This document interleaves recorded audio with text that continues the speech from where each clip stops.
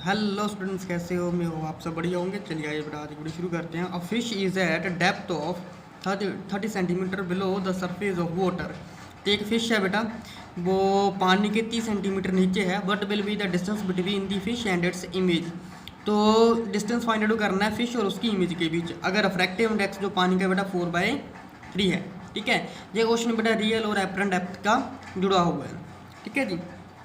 तो सोल्यूशन में चलिए आइए देखते हैं। तो सबसे पहले डिस्टेंस निकालना है बिटवीन फिश एंड इमेज। कैसे निकालेंगे? तो आ जाएगा distance between fish and it's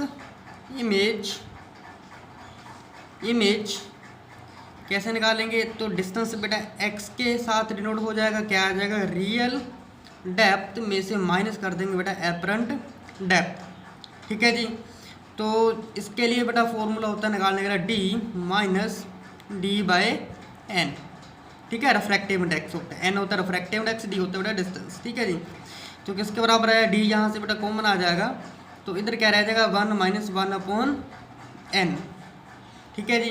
अब d की वैल्यू कितनी दे रखी है? डिस्टेंस दे रखा है 30, तो यहाँ पर आ जाएगा 30। 1 - 1/n, n की वैल्यू बेटा रिफ्रैक्टिव इंडेक्स की वैल्यू दे रखी है बेटा 4/3, तो ये आ जाएगा 4/3। 3 चला जाएगा ऊपर, तो ये आ जाएगा बेटा 30 मल्टीप्लाई बाय 1 - 3/4, ठीक है जी। तो ये सोल्व करके आ जाएगा बेटा हमारे पास 30 मल्टीप्लाई बाय 4, 1 का 4, 4 में से 3 का बेटा 1, तो 1/4, ठीक है जी। तो ये आ जाएगा बेटा हमारे पास 7.5 सेंटीमीटर। इतना आंसर आ गया, ठीक है जी। तो काफ़ी ज़्यादा आसान क्वेश्चन है, काफ़ी ज़्यादा छोटा है, ठीक है। क्वेश्चन भले ही बेटा बड़ा हो बट लेकिन आंसर काफ़ी ज़्यादा छोटा निकल के आता है इसका।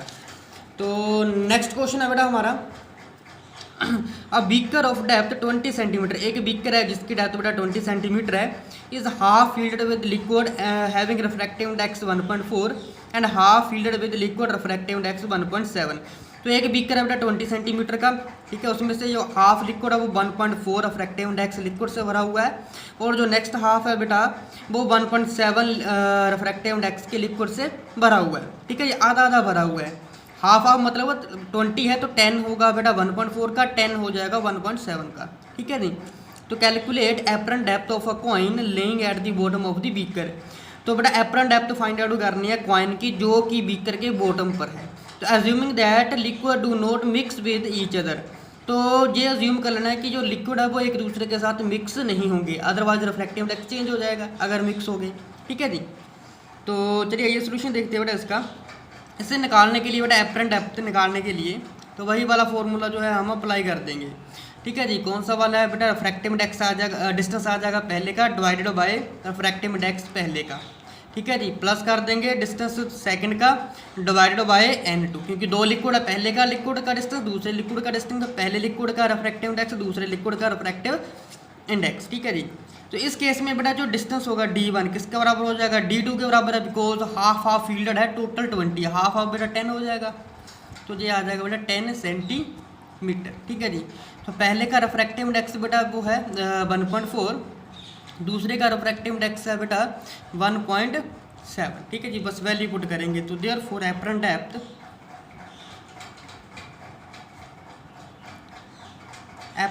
किसके बराबर आ जाएगा बेटा? 10/1.4 प्लस 10/1.7, ठीक है जी।